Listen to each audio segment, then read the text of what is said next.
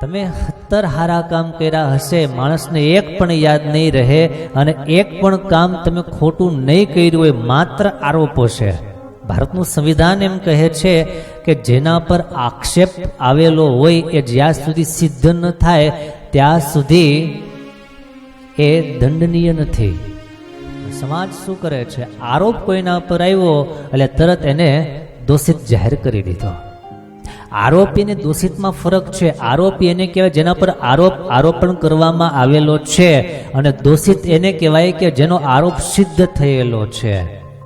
પણ આ બુદ્ધિ બહુ ઓછા માણસોને, બહુ ઓછા સજ્જનોને આ બુદ્ધિ છે. બાકી તો બધા એક પાડે બધું ચાલાવે છે. 70 સારા કામ કર્યા હશે ને માણસો ભૂલી જશે, એક આક્ષેપ માત્ર કોઈના પર થયો હશે તો માણસો એને મરતા સુધી ભૂલશે નહીં, અને હજારો લોકો સુધી સ્પ્રેડ કરશે, એને ફેલાવી દેશે. શું કામ? માણસની બુદ્ધિ દુર્બુદ્ધિ થઈ ગઈ હોય છે માટે.